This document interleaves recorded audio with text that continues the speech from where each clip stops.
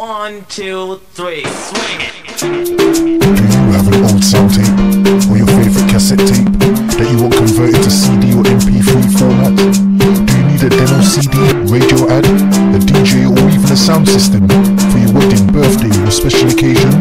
Then why not get in contact with KTR Records on 07931 152 448 or check out our website on www.ktrrecords.com.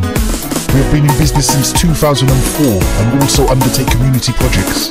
So for your remixes, doublets and all your sound editing needs, why not contact KTR Records, official sponsor of World Jam Global Radio. KTR Records, coming your way.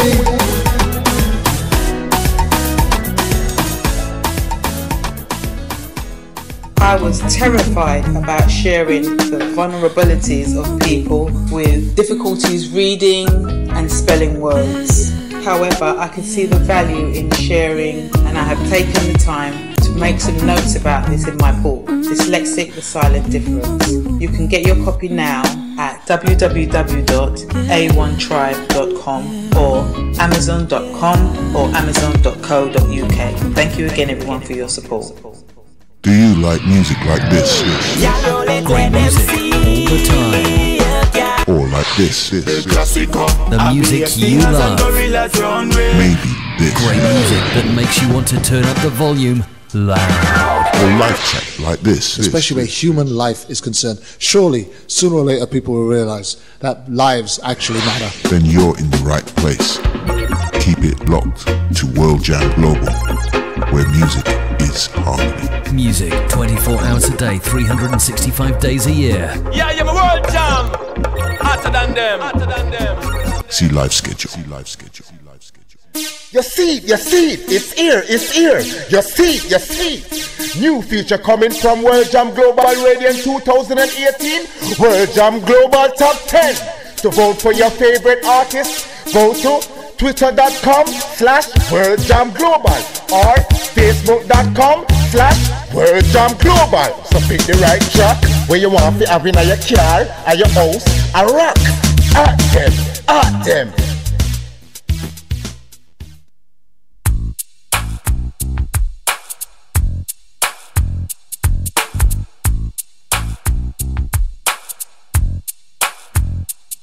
Already did my time.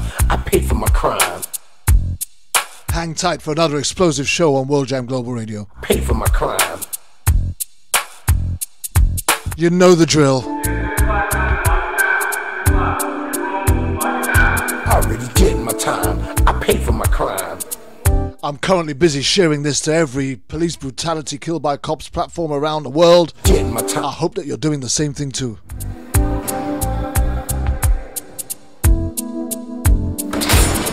Back in the day, I didn't really care about the system. It was all about survival.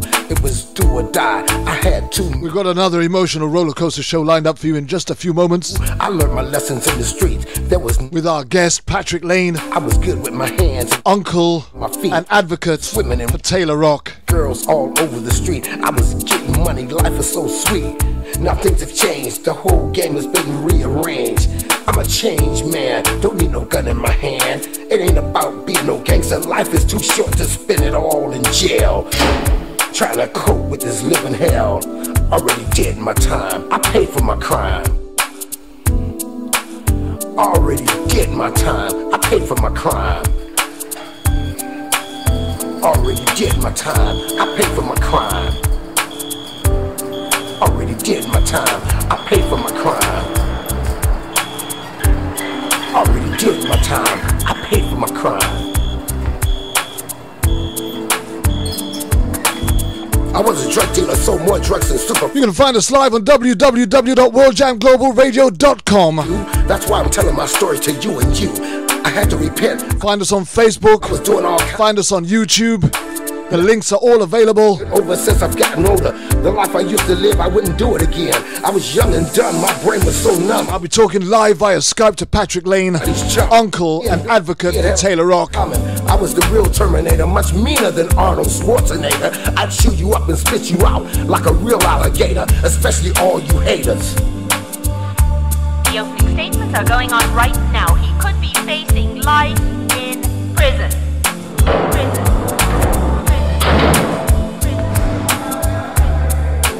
Tayler Rock was a young, promising, talented artist, athlete and father with everything to live for. Set up by a revengeful woman and killed by cops. Another story of a young man's life cut short at the hands of those who were meant to serve and protect. Today, on this show, we expose the conspiracy that cost him his life. You can join us live in just a few moments. Where our guest speaker, Patrick Lane. Already did my time. I paid for my crime. Already did my time. Will be sharing with us the issues that took place to cost their family. Track and have the right to be tragic, tragic loss of another young life. To all of my friends in the pen. Stand by. Wide, worldwide. There was not a man I couldn't beat. I was good with my hands and very quick on my feet. I was swimming in women. I had girls all over the street. I was getting money. Life was so sweet. Now things have changed. The whole game has been rearranged. I'm a changed man. The big shouts out going out to Lorraine Thompson, Yolanda McNair, life is too Denise Payton. Good to see you all guys joining in. Please share. In hell, already did my time.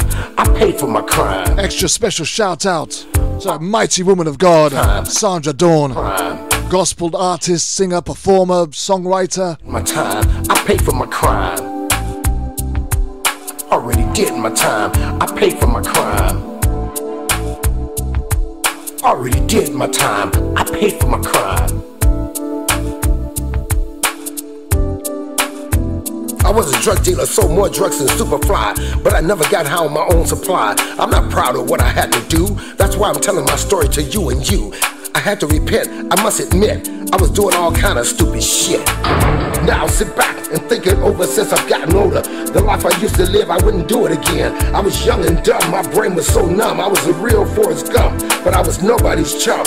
Me and Billy the Kid had a lot in common. I was the real Terminator, much meaner than Arnold Schwarzenegger. I'd shoot you up. Want to find out any additional information as we especially all you haters, program this show live and stream it live across the world. You can also go to www.justicefortayler, and that's spelled Tayler, justicefortayler.com. Statements are going on right now. He could be facing life in prison. Wow.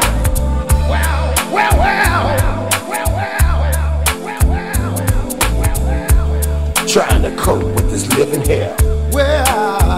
You can join us in by adding comments, asking questions. Use the comments page or the chat rooms on either YouTube, Facebook, or even on the www.worldjamglobalradio.com website. Trying to cope with this living hell.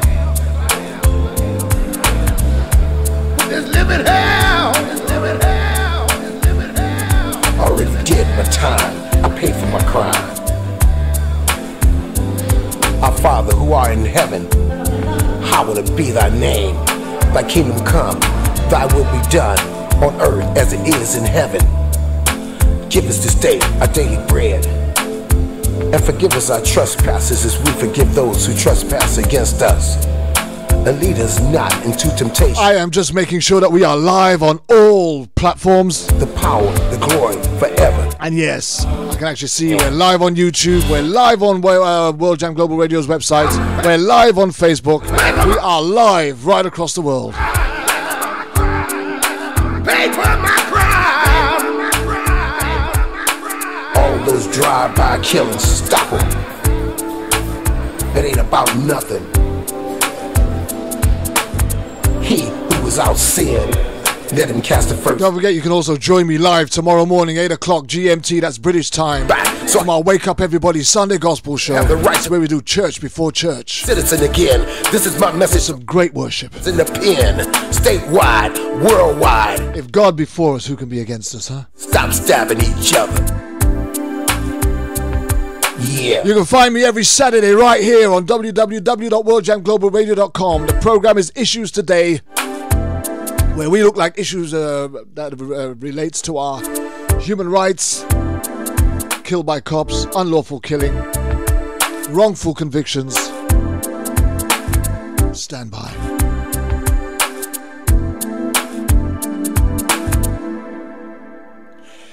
Okay, we are going live to our our guest, Patrick Lane, and he's going to tell you where he's from and what he's about. How are we doing, Patrick?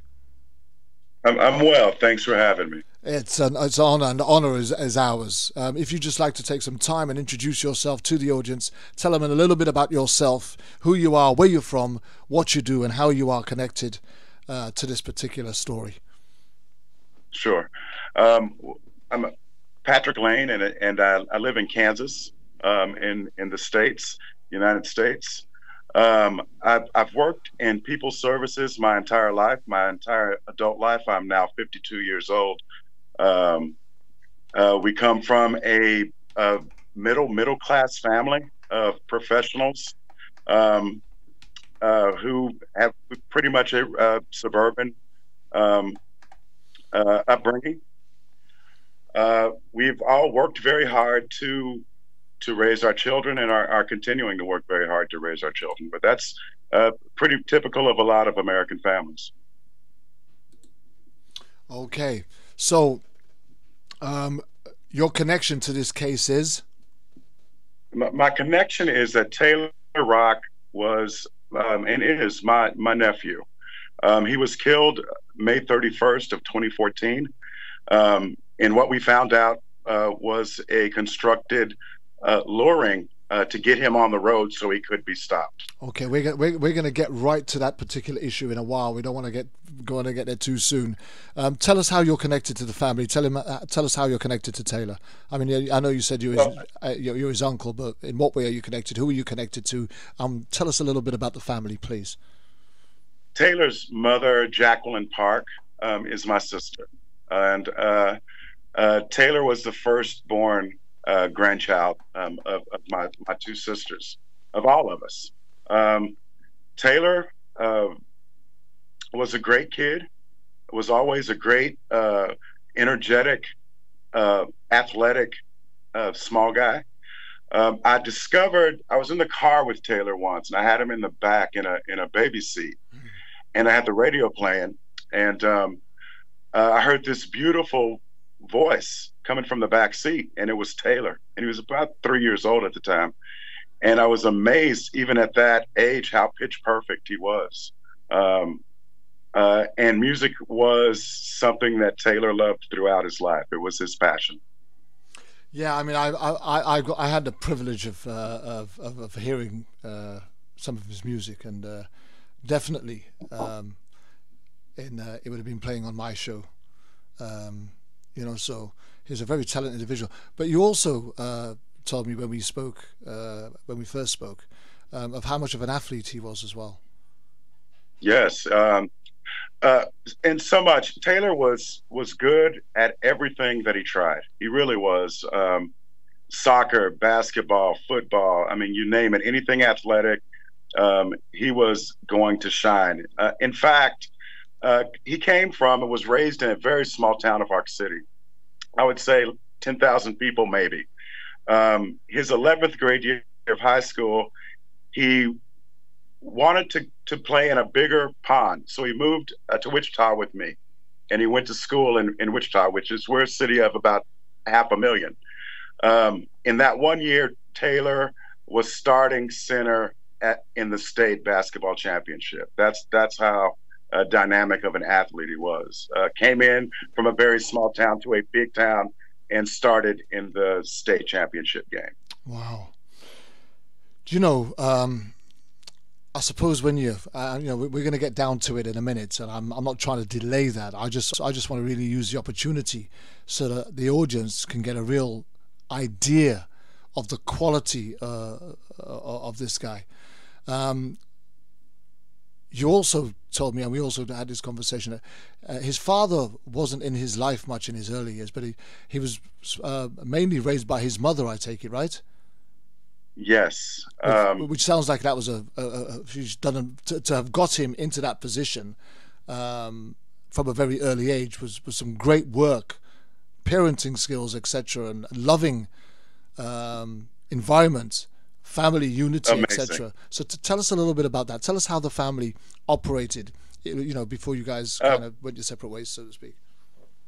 Again, we're very traditional family. Basically, our lives are our children, raising them, giving them opportunities that we didn't have.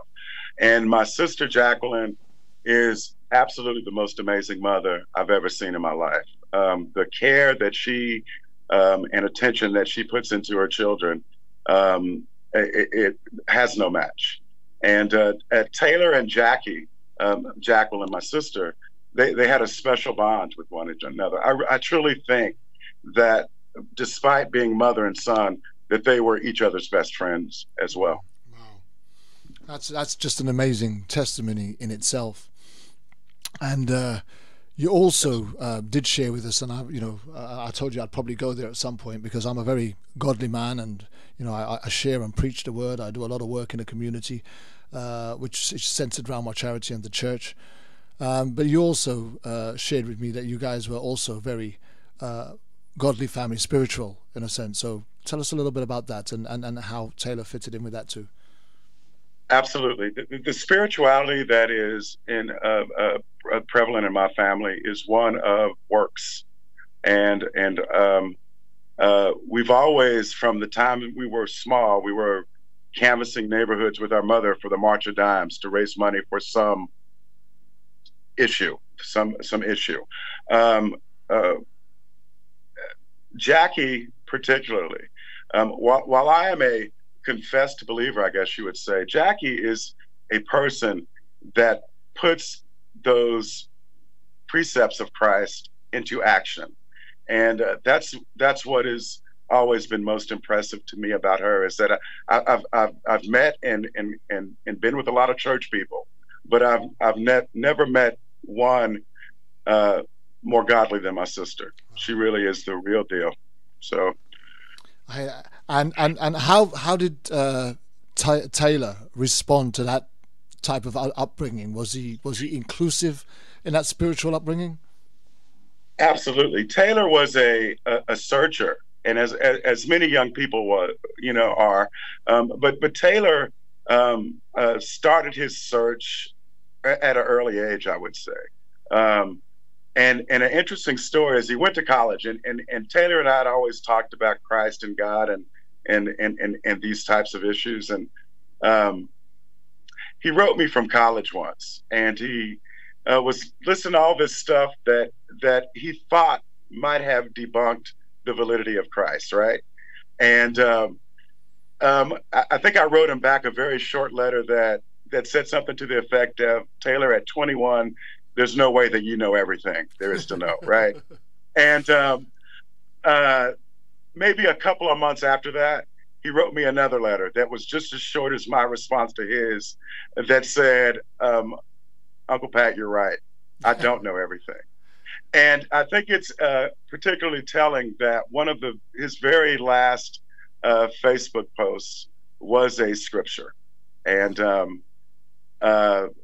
so I've always felt very confident, just by the conversations that Tayler and I would have, just by the type of person that he was, how inclusive he was of all different types of people, that he was on a very, very good spiritual path.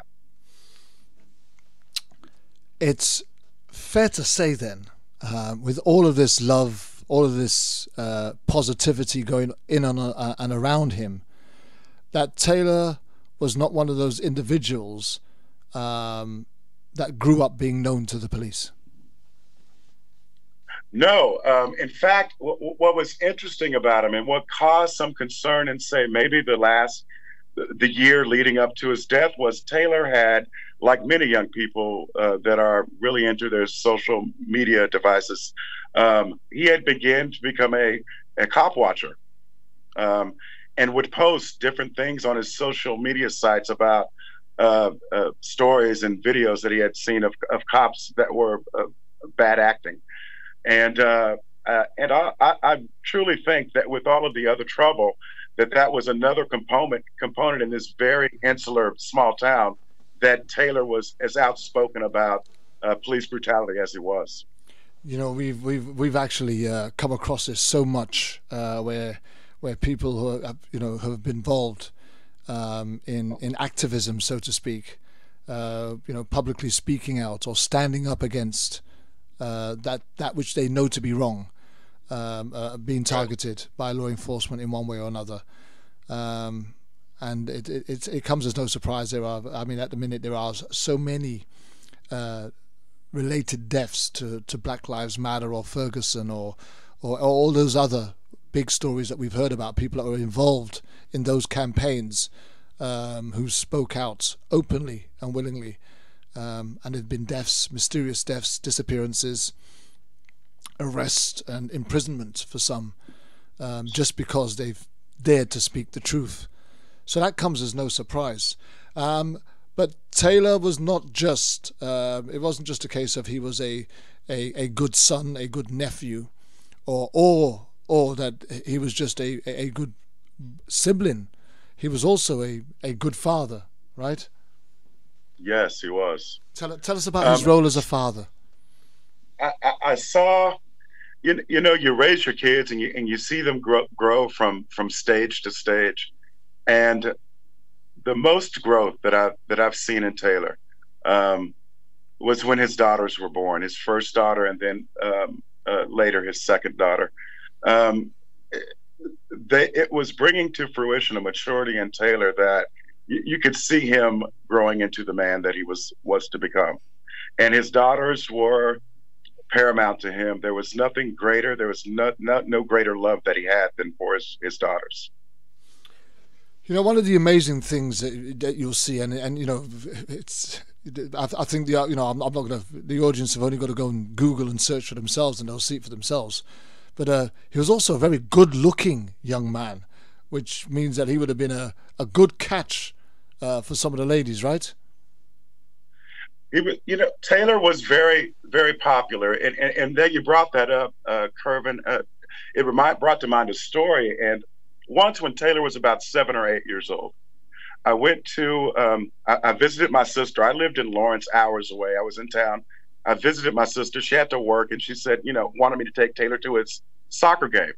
I took him to the soccer game in this very small town. He was the only Black person on the field, but he was head and shoulders above the rest of the kids. I mean, it was the Tayler Rock Show. And I looked up after looking at my nephew doing all these incredible things. I looked up at the other parents, and I thought I would see some type of recognition in them. But strangely, I didn't. They seemed to be upset that Tayler was maybe stealing the shine from their kids. And I think that is a shadow in that town that Tayler grew up under. He was dynamic. He stood out. Everyone knew Tayler.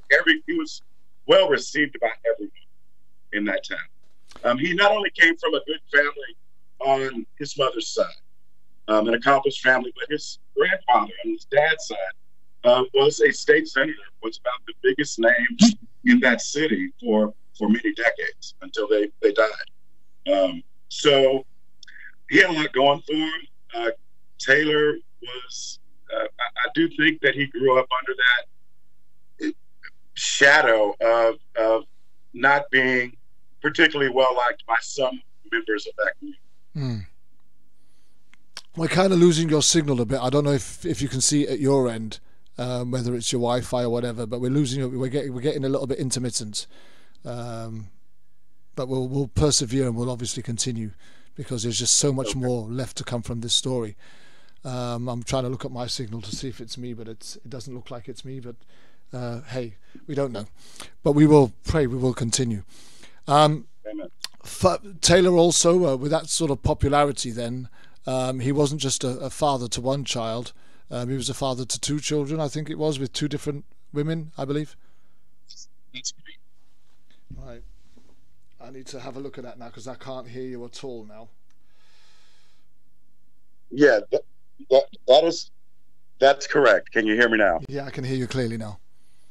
Okay, that's correct. He had 2 children, both daughters, okay, from 2 different women. Tell us a bit about their ages. How old were they, and what was his relationship like with his children? And then we'll get on to go on. Okay, his first child was about 3 when he died. His youngest was 10 months. Was actually in the car with him when he was shot. Wow. The first daughter, the relationship with the first child, there was the mother and Tayler had a falling out, and the mother of that child would withhold that child from Tayler as a weapon. This went on for pretty much, intermittently, but pretty much throughout the child's life.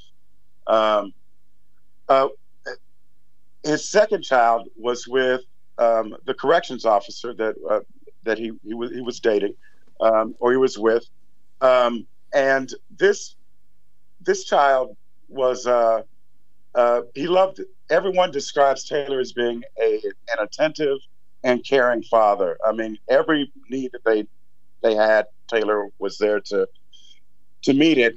After Tayler and the mother of his second child had broken up, the mother of the second child and the mother of the first child became friends through social media. And so they began to conspire against Tayler. And they both began to use the withholding of the children from him. And was there any logical, legal, integral reason that they would have for withholding the children from him, Patrick?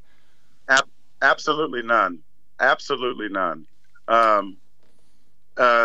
In fact, the events that led up to the death were directly because the mother, Tayler, had physical custody of the child, the 10-month-old. The mother wasn't able to legally compel him to return the child. And what Tayler's position had always been that I'm going to keep this child till we have our court date. They had an upcoming court date. And he said, I'm going to keep the child until the court date because I'm tired of you withholding my child from me. And so that was the couple of weeks before he was subsequently stopped and shot. Okay. What was he like as far as the community was concerned? What was his friends' circle like and his social life? How did that pan out? Tayler, I've always been particularly close to Tayler because in my family, he was the person that was most like me. We both had the same interests.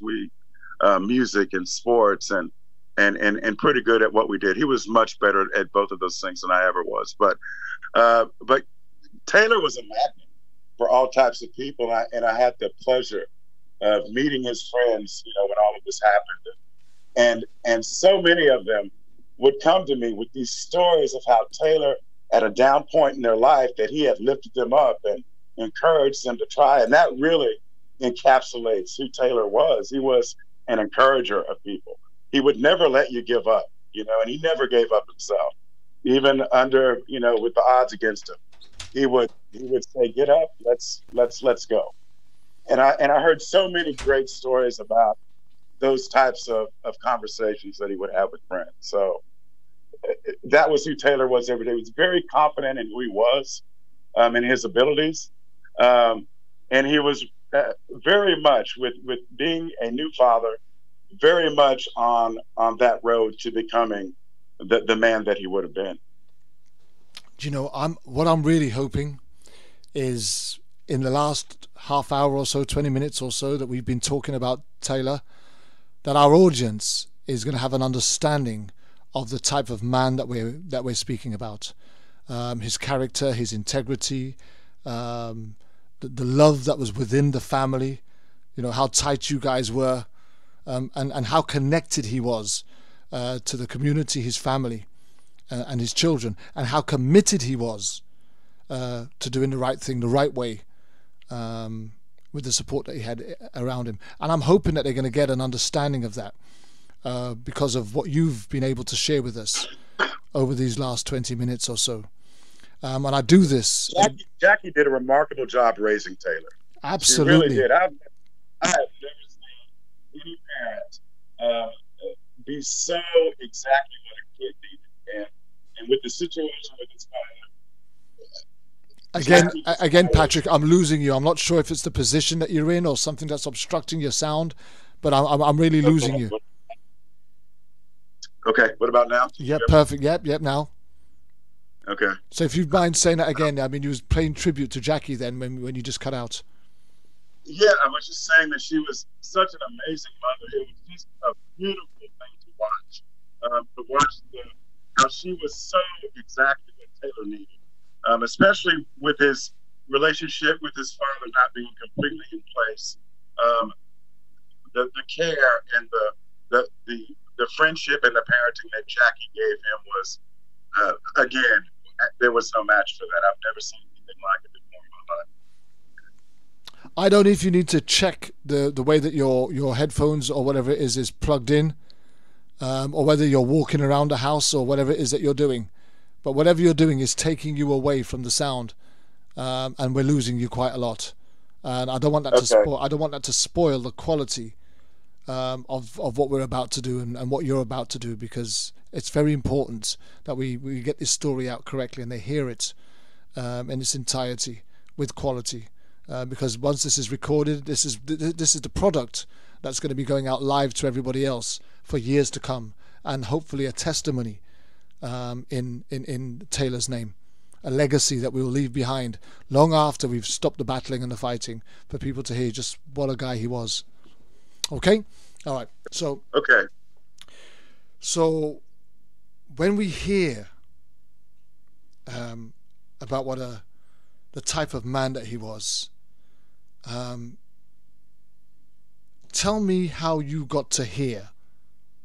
First, tell me how you got to hear of him losing his life. Can you hear me now? Yes, I can hear you, but you again, I'm not sure what you're doing, but it's you speak and then your last word goes away. But carry on, and we'll see what we can work. I'm really just sitting here, but okay. I found out the night of the 31st. I got a phone call from my brother-in-law, Jackie's husband, that told me that Tayler had been shot. I couldn't believe it. Tayler doesn't hang with that circles. He's not the type of kid you would think would be shot. I didn't believe it, and honestly, I was in shock for about 45 minutes before I was able to gather myself and get in the car and go to Ark City to be with my sister. That was the night, and that was just a night of no one.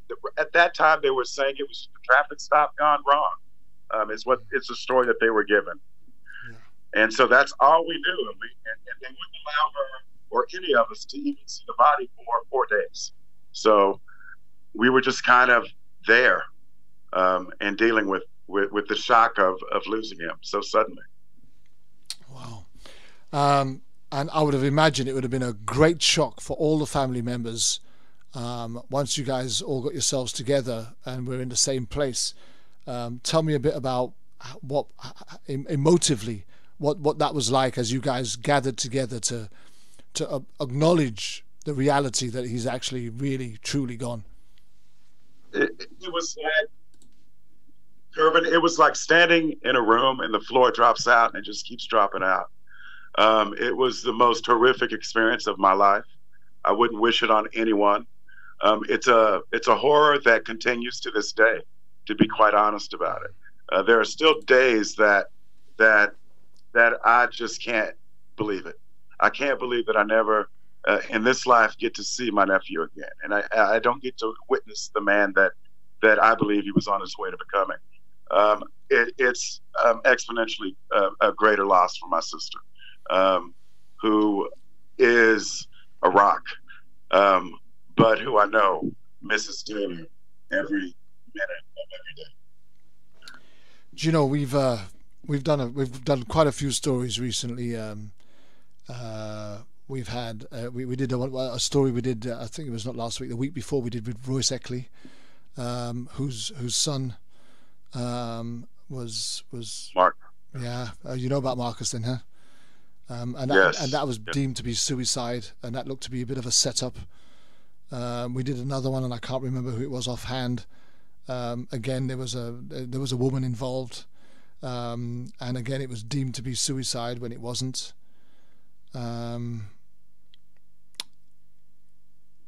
I struggle, when we try to contemplate that this is not just your pain. The records are revealing somewhere between 1,700 and 2,000 young women young men and women, whose lives are taken by law enforcement officers each year since we've been checking from about 2013. And what I specialize in on this particular show is I look at individuals that was not in the pursuit of criminal activity. And amazingly, the amount of individuals that are not in pursuit of criminal activity whilst having lost their life at the hands of those that are called to serve and protect take up almost 98% of those 1,700 to 2,000 lives that are taken each year. And, you know, you don't actually lose that many bodies in Iraq, Syria, or any of those other war-torn countries where bombs and, you know, stuff is going on 24/7. So this is a real epidemic, almost a form of genocide even. Yes. When you're looking at the numbers that we're speaking about here, and the way that these lives are taken, and then the excuses and the justifications.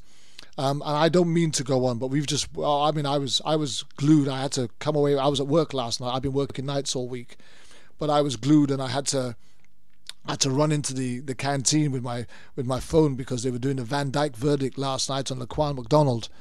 Right. And I mean, I was convinced this guy was getting life. I was convinced. You know, the other three were acquitted, and he was found guilty. I was convinced he was getting 18 years, 20 years life. And when I saw 18 months, I mean, why not just give that guy a cigar, a hotel by the beach, and tell him to go on his way? You might as well have, because 18 months for what he did and what he put that family through is preposterous. An insult to the memory and the trauma that family has been through in losing such a young boy. And you said it. It's an insult to us. The non-action in this particular case, especially in our area, has been an insult to our family. We know, and everyone that knew Tayler, and they know, that this guy was no criminal. The cop that shot him, they all knew each other, right? So everybody knew that Tayler he's not some mad dog that's crossing your county. They knew who he was. They knew where he lived. They knew everything about him. And to still have this end and to have nothing done about it, just as an insult to all the families that are going through this particular situation.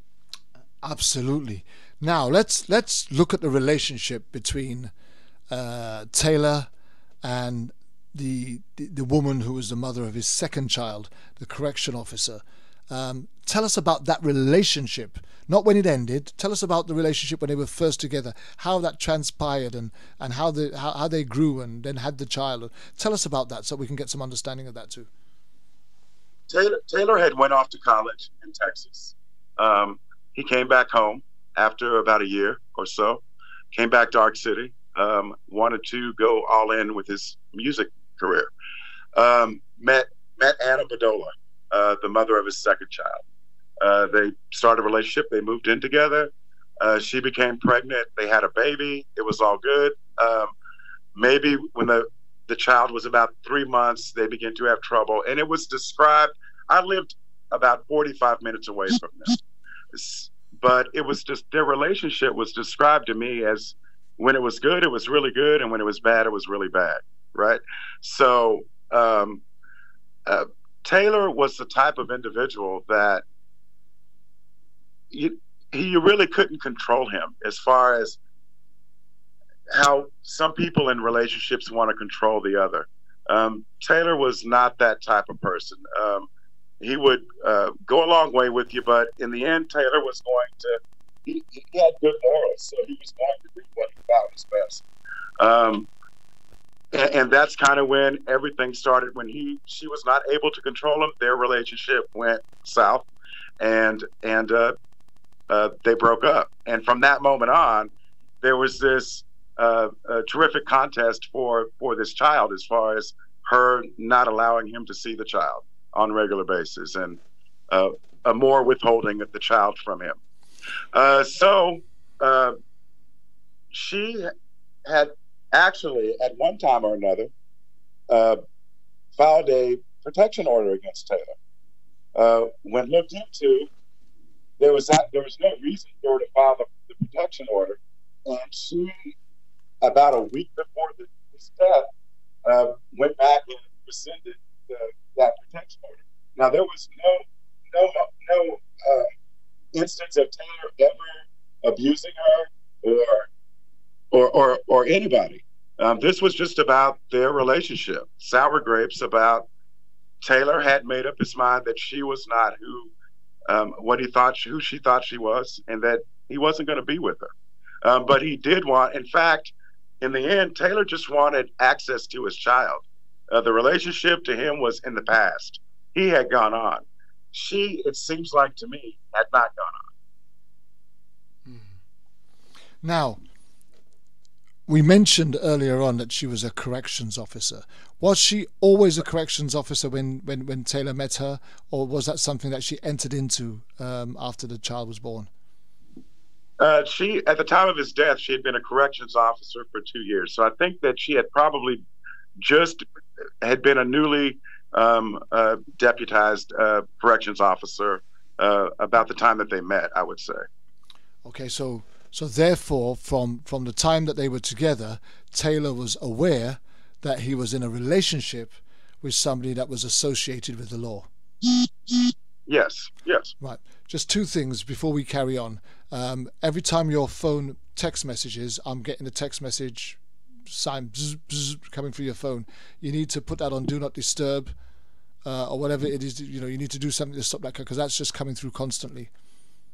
Okay. Okay. So what I'm trying to say is, now, if Tayler was aware that he was in a relationship with somebody who was involved with the law, that means that he would be aware, right, that their lives collectively and individually would be under scrutiny, right? That's correct. In other words, there was a certain way that you'd be expected to behave or conduct yourself when you're in a relationship with somebody that's associated with the law. There's an expectation, right? Correct. We're not saying that everybody lives by it, but we are saying that we do know that there is an expectation. There's a bar that's set where people expect you to be operating from if you're involved with somebody that is connected to the law, right? Exactly. Tayler was an upstanding young person. He was the type of young person that any of us would be proud to have in our families.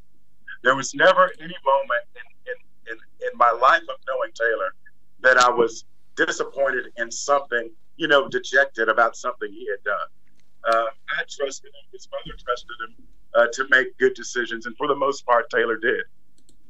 Do you know, one of the things that you might choose to do is to unplug your headphones and see if you get a better sound, because we're still disappearing, and see if we can hear you more clearly, more frequently, because I really don't want to be losing you in the midst of all of what you're saying. Okay. Are you without the headphones now? Yes, I'm without the headphones. Well, you're absolutely clear now. There is no interference. That's okay. The headphones was the interference. Okay, so we've also got one of our listeners who says, how was she able to get a protection order if there was no violence? Well, for one, they're in a small town. Okay, and I realized in the small town, with no experience with police departments and how they operate and any of that, I realized after this happened that this is a very contained community. And it seemed like to me that cops, the law enforcement there pretty much does what they want to. And with the DA and Chris Smith, who is friendly with the law enforcement, they've pretty much been given license to do whatever they want to in that particular region. I would also hazard a guess that being involved with law enforcement, correction officer, and having the connections that she had, it would have been easy to get people on side. Well, let's just get it right. We're going to get to a point in this story where we get to find out just how easy it was that she managed to get him killed. So how much easier would it have been for her to get a protection order against him with the connections that she had through law enforcement, right? Correct. And they all kind of scrub each other's back, right? That's right. So tell me, as you recall or as you know, the events that day that led to Tayler leaving his house. So sure. What do we know from before, what was going on that day, and then take us through some of the... Sure. Tayler had physical custody of the child for a couple of weeks before this happened. Anna Badola the mother had been trying to get the child back, had called her lawyer. They both had family lawyers. They had upcoming court dates that for some reason Anna Badola would request continuances on, which is why Tayler finally, when he had the chance to take the child, took the child and said, I'm going to wait till we have our court date. But that week, that's what was going on. The weeks before is that they were having this embattled dispute about the custody of the child. That day, Tayler wakes up and he goes four-wheeling with a friend of his. And he gets a call from the mother of his first child, who lived in a town that was about an hour and a half away from where Tayler and Anna Badola and his youngest daughter lived. And all of a sudden, this mother who has withheld this daughter from Tayler for almost a year by this point says, you can come see the child today. Tayler is ecstatic that he gets to see his child that he's been estranged from for so long. So he goes home, gives his youngest daughter a bath, readies her back for a day trip to Coffeyville, an hour and a half away, goes by his mother's house, Jackie's house, and gets her gas card and asked her if she wanted to go see. They called her Baby Doll. You want to go see Baby Doll? They hadn't seen her in almost a year, so it was a big deal to Tayler. And Jackie declined, and Tayler left. He gets to Coffeyville to see his eldest daughter. Has a wonderful. The mother of his eldest daughter tells him to bring the youngest daughter, and that she'll be able to play with their daughter. So Tayler brings her, spends the day in Coffeyville, and that evening heads back home with his youngest daughter. When he leaves, the mother from Coffeyville calls Anna Badola in Ark City and alerts her that Tayler is on the highway. And from that point on, Anna Badola calls her friend within the department that she works in, who's a deputy, that Tayler is on the highway, and she gets this guy to go over and stop him, which is where everything happens at. Okay, let's just stop it there for a minute. We're going to kind of go on to what happened when the stop took place, and there's also, I really want to go deep into not so much a cross-examination, but a real understanding of that other witness. Because I've read quite a lot on this, and that witness statement of what they saw and what didn't match up with what the police report was, that's going to be absolutely mind-blowing. So fasten your seatbelts, because this is about to get rocky. But I just want to go and explore a couple of things with the first baby mother first, so to speak. So when Tayler got the phone call that he can come and see his child, I would have imagined, because of the type of person that he was, he didn't see anything suspicious in that. Well, the truth is that when he came and asked my sister, his mom, to go with him, Jackie said, "Tayler, that sounds like a setup of some type." Wow! But at that point, Tayler just wanted to see his eldest daughter. You see the spirit. You see the spirit of discernment right there in Jackie.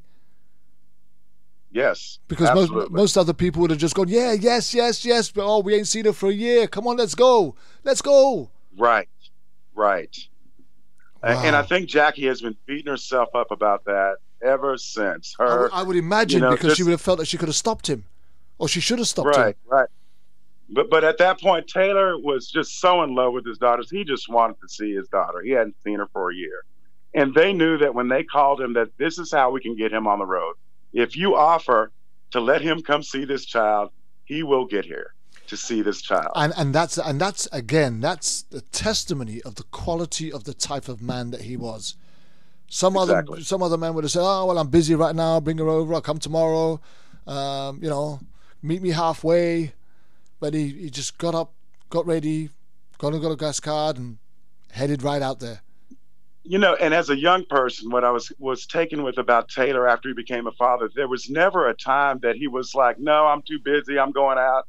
Whenever he was needed, he wanted to be more involved with the kids' lives. So there was never a time that he would refuse taking them. He always wanted those kids with him all the time.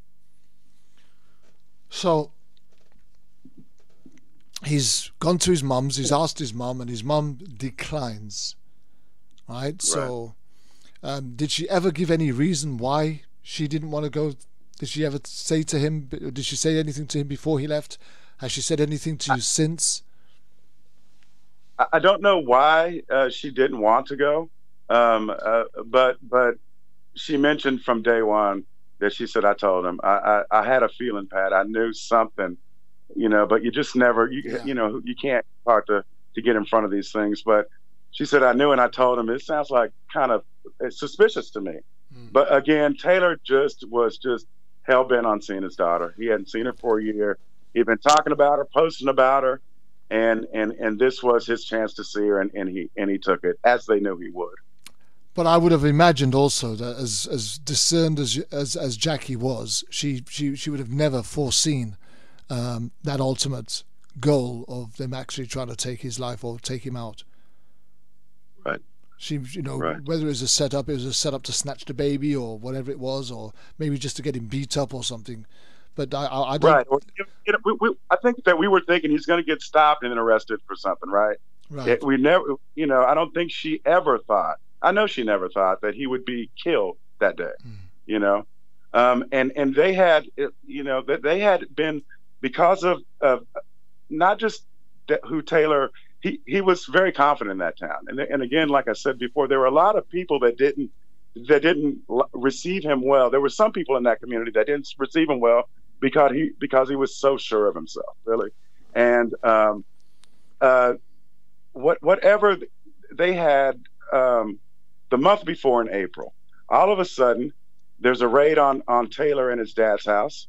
The police, the sheriff department, the very police officer that shot him shows up, and they come in. They have warrants. Someone has said that Tayler has been selling drugs. Now, everyone who knows Tayler knows that he doesn't sell drugs, has never sold drugs. Nobody in the family sells drugs.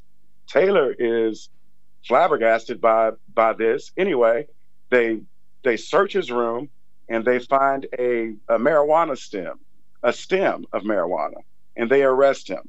And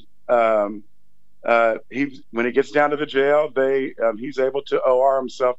He calls a bondsman. And when he calls the bondsman is like, "I can't believe they arrested you for this." What Tayler can't believe after that is who is saying that he was offended that someone had said that he had been selling drugs. Yeah. And anyone who knew Tayler knows that this is not the type of person. He thought way too much of himself to be involved in anything like that. Yeah. Even to hang with that, he wouldn't. So we were like, that's not, Tayler he really wanted to know who had prompted them to raid his house. He couldn't get over it. We finally convinced him, let it go, Tayler, just let it go. But that was the month before, and now we're reasonably sure that it was Anna that had started that whole ball rolling. So, and all because Tayler refused to release the child until the court had decided where the child would reside, because of the gameplay, yo-yo, hostage mentality that Anna had over the child, and retaining the child and stopping Tayler from seeing his daughter, right? That's true. And since that, I've heard so many, I can't even recount how many cases that are almost identical to that, where there was that type of a dispute going on between two parents of a child, and people went to pretty drastic measures to deal with it. Again, as someone who loved Tayler, the whole thing, even almost 5 years later, has not lost its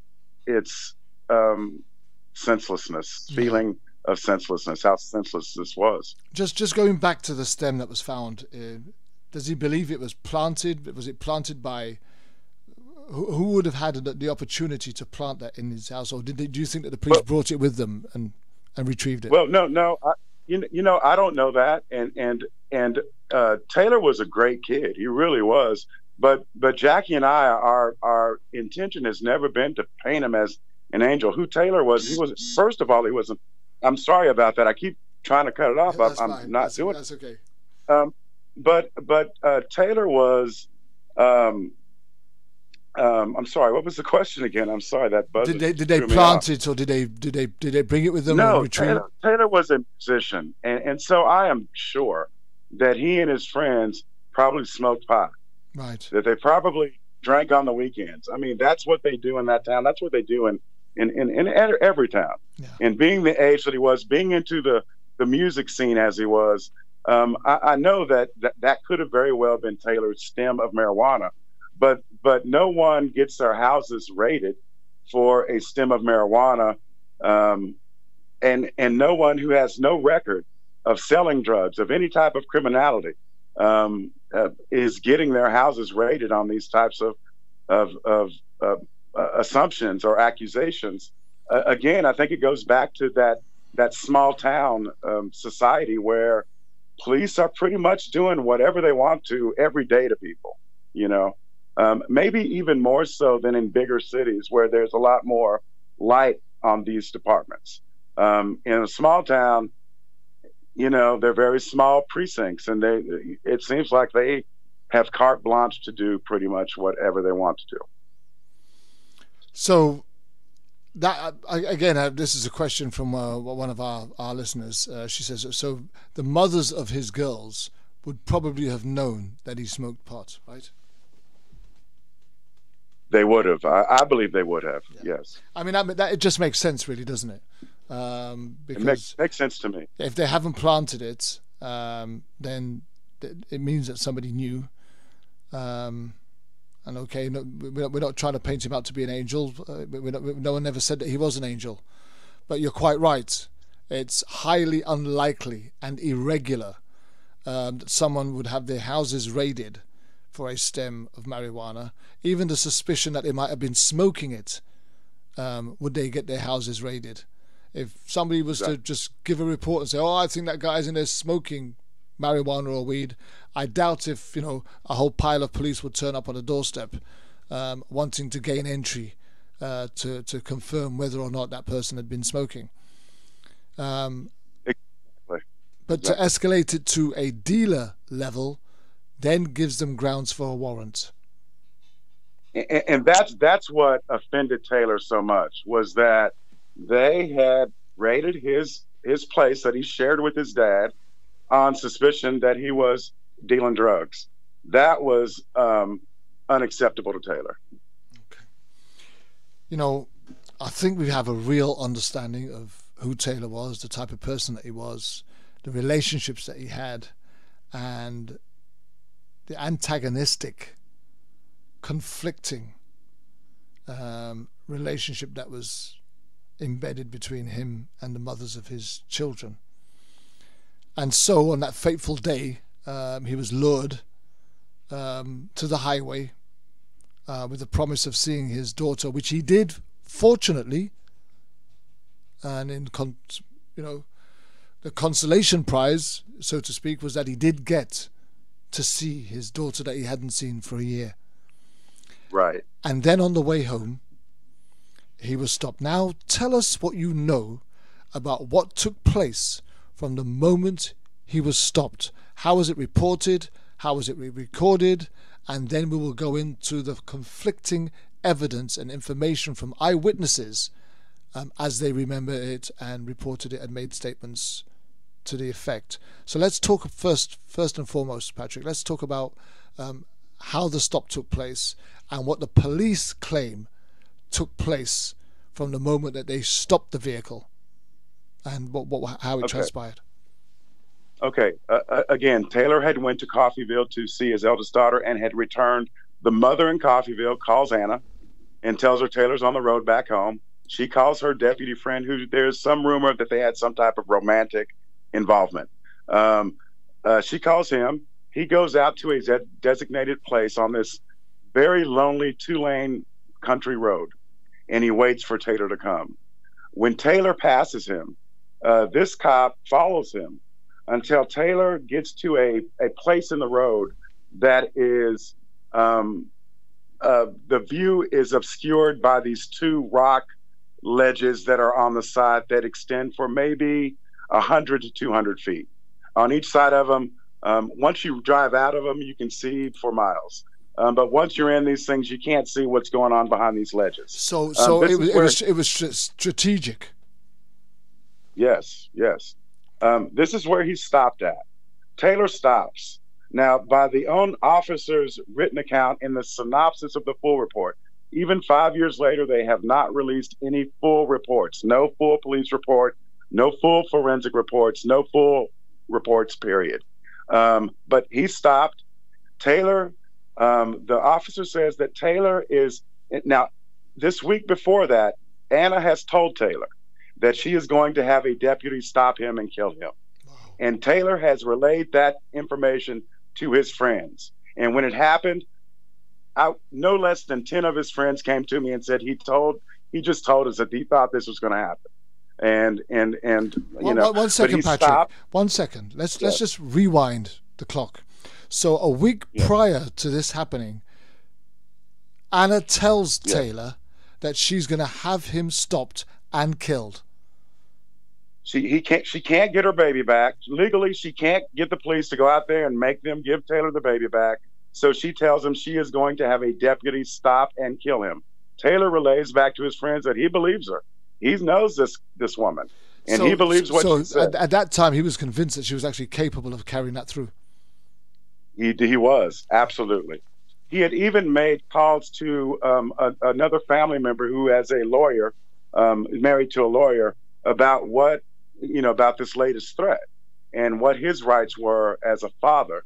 And sadly, he had been killed by the time that they got around to responding to that message from Tayler.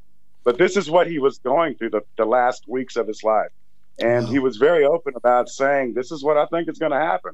And that's what happened. So the officer stops him.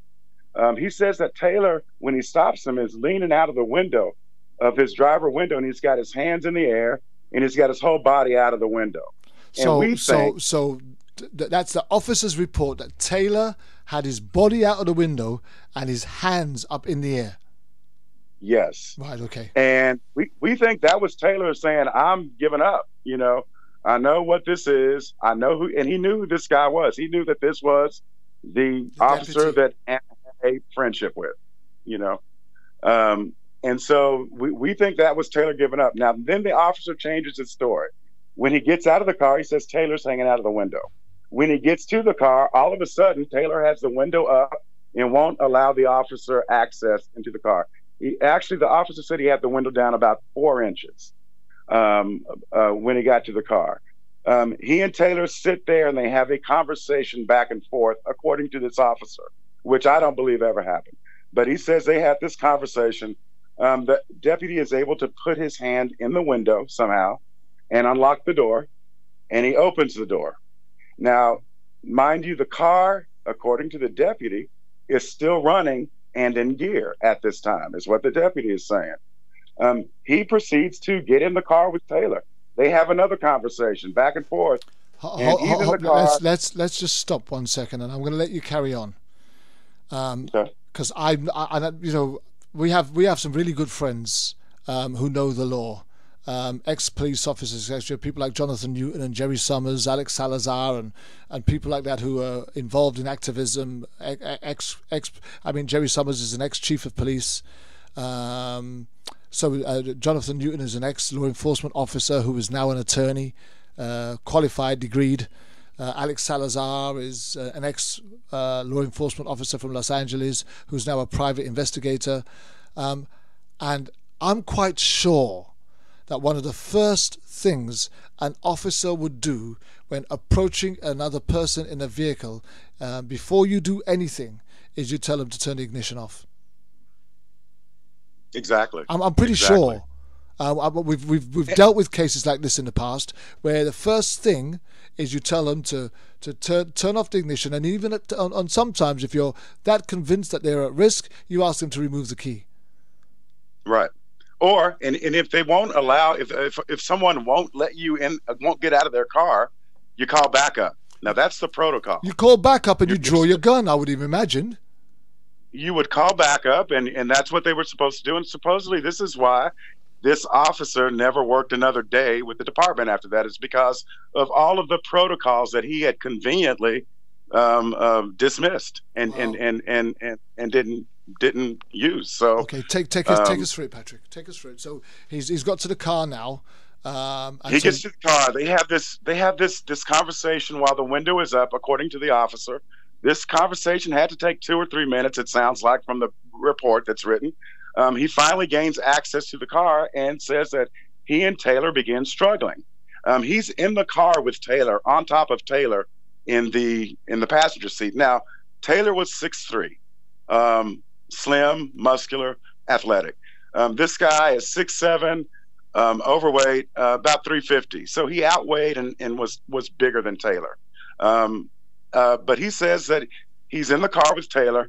Tayler accelerates the car forward and stops.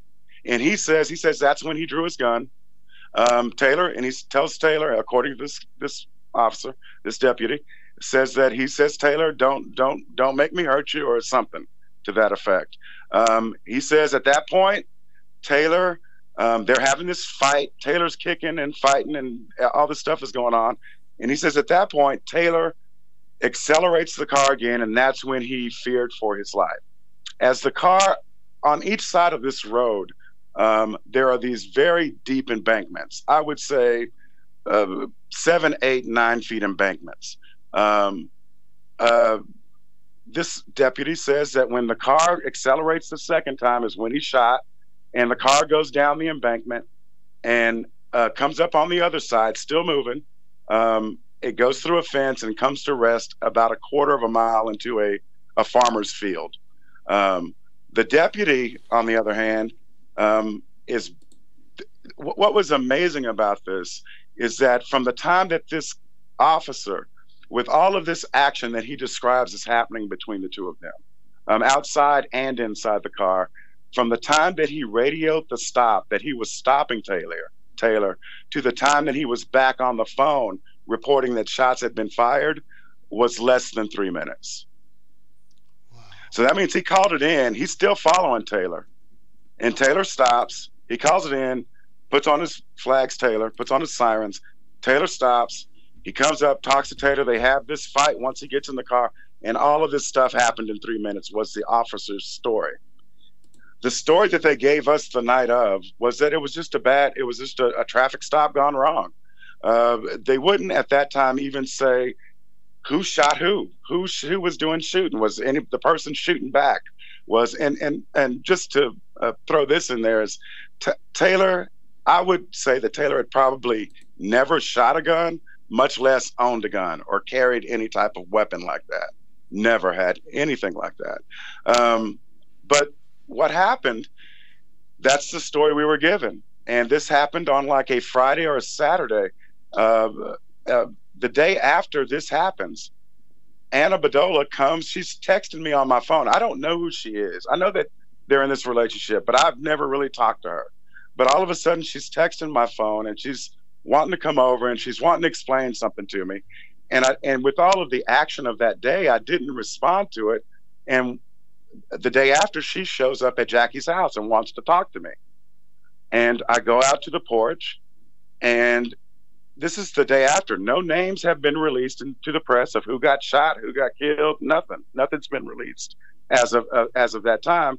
And she shows me on her phone this message, a Facebook message from someone who was the sister of the witness that was at the scene. And I'm wondering, how would they know you were involved if, no names have been released? Yeah. And she's given me the story of she tells me that she didn't call this deputy. And because I asked her directly, did you call this deputy to stop him? And she says, no, she didn't call him, but she would call the Ark City Police Department to do a wellness check on the child, which was absurd. No one had ever seen Tayler do anything but love and care greatly for this child. She tells me that, and then I'm like, okay, and I asked her, do you know this officer? And she says, yeah, I know him. And I say, well, how do you know him? And she says, through work. She had told my brother-in-law just moments before I walked out that this officer, to her relationship to him he was a friend of the family. From that point on, we knew that there was more to this. With everything that had been going on the week, with them going back and forth about the child, her not being able to get him, and being desperate and becoming more desperate, we knew that this had something to do with it. So we went to the police and we said, all of these people are talking. She called the mother from Coffeyville, called Ark City to have Anna call this cop and have him stop Tayler. We knew it was a setup, and Anna proved it. That's really where we got the full story, is from Anna, is that you were the one who made up all these things to get Tayler stopped. You were the one who said that you would have a deputy stop and kill him the week prior to this happening. Now, the funny thing is, we believe that some of these threats are in text message, but in 5 years they have not released anything from the crime. No clothes, no phones, and Tayler was very much attached to his phone. And I told you before that he was into putting up videos of what cops were doing. So Tayler was very much into that, And we believe that there is information on those phones, that there's going to be records of these three people talking to each other. There's going to be these threats that Anna is making towards Tayler, on these threats as she's trying to get the child back. But so far, in 5 years, nothing has been released. And what's funny about that is that while nothing from that crime has been released, nothing, they immediately sold that police car to an independent buyer, like months after the crime happened. So that's two things. So was any DNA? I mean, these are questions believe you me, the chat lines are firing across the social media. Any police car video and any DNA of the officer found in Tayler's car? Well, what was found in Tayler's car was the officer's baton, bullets, things from an officer's belt, were found in the car. As far as DNA, sir, as I said, they have released no full reports of anything so far. And when we asked them about it, when we asked them, why are we not getting this evidence? What they've told me is that the case is still open, so we can't give you the evidence. And what I asked them is, well, are you still investigating this case? And the answer is no. But they, for some reason, have decided to keep this case open. And the reason is not to get to justice. It's that gives them a greater power to withhold evidence, release of evidence anyway, if that case is kept open. And that's what they do. Wow. So the whole scene takes about 3 minutes, as explained by the deputy who claims that Tayler had actually put his foot on the accelerator and driven while he was trying to wrestle with him in order to shrug him off. Now, there's a couple of important questions here, which, for me, I feel the need to ask. One, so what was happening to the child that was in the car while all this was meant to be taking place? Did the police give any account of crying, screaming, anything? No. Because the child would have reacted to all of this noise, right? Well, I would say so. What I can tell you is that the baby seat was kept in the back passenger side of the car. The armrest that was by that, when I got into the car, when they finally released his car, when I got into the car, the baby seat, the armrest by the baby seat has a bullet nick in it. So if that baby was in that seat, that baby came very close to being killed or seriously hurt. The bullet struck inches from her baby seat. Again, none of what they have said has made sense. And as we keep going in the witness testimony, and I mean, nothing adds up. I mean, all the way to they won't release any information. I mean, we have just been stonewalled, sir, for 5 years. 5 years, and you still For can't 5 get years. to the truth. We can't even get to the full police reports. They won't release that to us. Okay, so What they have released is a synopsis. And what's interesting about the synopsis is that it's written in a way to where you don't get the full witness account. You just get maybe one thing the witness might have said, you know. But fortunately, because Anna came and showed me that message of the sister of the witness, I had that name when I looked down the phone, and I remembered it. And so we were able to find the witness within days of this happening. And now we're gonna go there, because I'm ready to go there now. Audience, you better get your seatbelt on. You better get ready, because you're about to hear the testimony of what really took place, in my opinion, on that fateful day where Tayler lost his life at the hands of a law enforcement officer. Patrick, let's go. Let's feed them with this now. Tayler gets stopped. Fortunately, so fortunately, there was a witness that happened along the scene. The witness reports that when they showed up, the car was just parked on the side of the road, wasn't moving, wasn't doing anything, just stopped on the side of the road.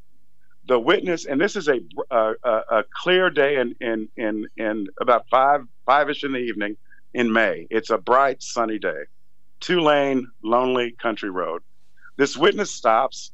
And what this witness reported to us is that when he stopped, this car is on the side of the road, and this deputy, what he sees is the butt and the legs of this deputy as he seems to be doing something to the floorboard of the car. He then says, the witness says, and then I saw the deputy steer that car into the ditch and jump out as the car goes through the ditch and up the other side. The deputy has jumped out and comes up the side of the ditch that the car entered on. The witness reports that it's broad daylight, 2-lane road. He didn't see any argument, didn't see any fight, didn't see any struggle, didn't hear or see any gunshots. Tayler was shot 5 times. So there would have been gunshots. This is not a busy road. This is a lonely, quiet country road. And he sees this deputy steering the car into the ditch and then come out and go to his cruiser, and that's when he radioed that shots had been fired. Again, all of this took place in less than 3 minutes. I mean, the entire stop to shots fired, less than 3 minutes. So Tayler was already shot and killed before the officer rolled the car into the ditch that he claims Tayler put the accelerator on and tried to drive off while he was trying to excavate him from the vehicle, right? Exactly. Tayler, and when you looked at that car, when they released it, all the blood, although Tayler was shot, he's sitting in his driver's seat, and he's shot down in almost a straight line from his neck down to his waist. And then there is one shot that goes through his heart. It's the chest shot. Which goes through the seat, which is probably the bullet that landed close to the baby. What I believe happened is that this deputy killed Tayler, and then tried to stage the scene, got caught doing it, and that's kind of where it's been since that happened. What I was going to say is that in that car, all the blood was pooled on the passenger side of the seat. So that meant that Tayler was slumped over already, shot, bleeding, and out of sight. That's why the witness, I believe, never saw him, didn't see any struggle, didn't see anything except this officer, this deputy, messing with the floorboard of the car and then steering the car into the ditch. The injuries and crime scene that you describe suggests that the officer, and I haven't got evidence or proof of this, but suggests that the officer was stood in front or the side of the vehicle and fired shots into the vehicle, because otherwise the window would have been broken, the glass would have been broken, so the window had to be open, or the door had to be open, and he was stood in front of, to get a chest shot and the shots that you describe, and then to go through the seat, angled to come down onto the armrest beside the baby that was in the back. He would have had to have been stood up with his gun pointing down. Exactly. And what's interesting about that is that, again, we weren't able to see the body for 4 days. When they finally released the body, I made an arrangement with the mortician. If I could come down there and I could look at the body, because my sister needed to see her son for closure. And but I didn't want to walk her into a scene where that is just gruesome. So I went down there early in the morning, 5 o'clock in the morning. They let me in the door, and they rolled Tayler's body out. It's on a gurney. It's strapped to a gurney. They haven't done anything to it yet. It's just been released. And I took my phone and I undressed him and I took pictures of every gunshot. And that's not something that they wanted to happen, which is why I think they know that we have pictures also of these gunshots. And what the deputy said is that he shot falling backwards as the car was going into the ditch. But sir, I tell you that there is no way. I'm raised in Kansas, been raised hunting all my life. There's no way you get off shots that are in a perfect line down the left side of somebody's body and then a kill shot through the chest falling backwards with a revolver, with the automatic. I mean, they only do that. They only do that in John Wayne movies. Exactly. There was no way that this happened like this. But I was able to take pictures, and I think that also has something to do with them not releasing anything. Is they know we have whatever they release, we have something that could possibly counter what they release. Absolutely. So they have just released not anything, right? We also learned from people who were next door neighbors. Now this officer said he was dragged and ran over. The medics determined that he had minimal injury, meaning, and it was like a class 4 injury, which when I asked what that was, they told me that scrapes and abrasions is what that's the classification for that. We also found out from his neighbors, this deputy's neighbors, that immediately following this shooting, somehow Steve Deal was allowed to take that car home. Okay. And he began to pack up his house into a truck. And then he left in that truck. The deputy that just killed the man on the side of a road is allowed to take the vehicle that would have been part of the investigation, right? Yeah. Home with him, pack up his stuff, and leave. He leaves in the truck after he and his family have packed up his stuff. I guess they know there's going to be some type of fallout about this. And what these neighbors tell me, and I didn't know who they were. They contacted me. They said about 10 minutes after Deal left, and they were sitting up there on the porch. 10 minutes after Deal left, some other deputies showed up, and they took out a spray can, is what they said, and they sprayed his tires for some reason. Now, I don't know why that is, what that was about, but I found it strange that a deputy that has just killed someone is allowed to take that car to his house and then these other officers, deputies, show up and spray something on the wheels. Just strange to me. I mean, I'm gobsmacked. I can't understand what purpose they would have had to spray it, and I really wish I had somebody with a bit more knowledge and experience that could tell us what that could possibly pertain to. I have no idea. But going back to what the witness saw, the witness's version of events more or less lines up with the factual evidence that we have, right? Exactly. Yes.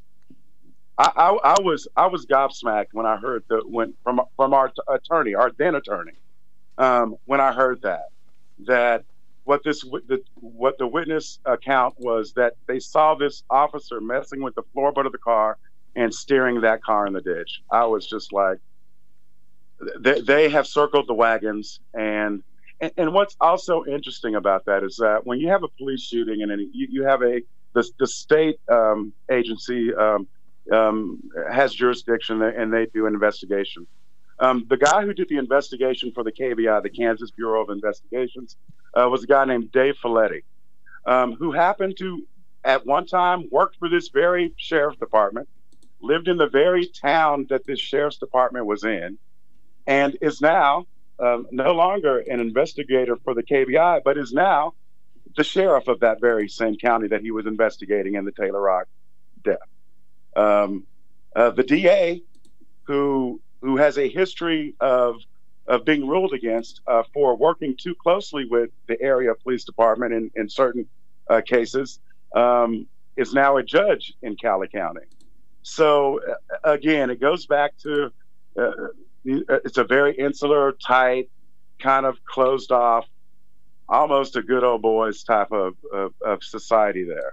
And that's what we've been dealing with for 5 years now. Wow. Now, I'm going to go backwards and forwards a little bit because I just feel the need to bring this in as well. It was reported, and it's all over that all over the internet, that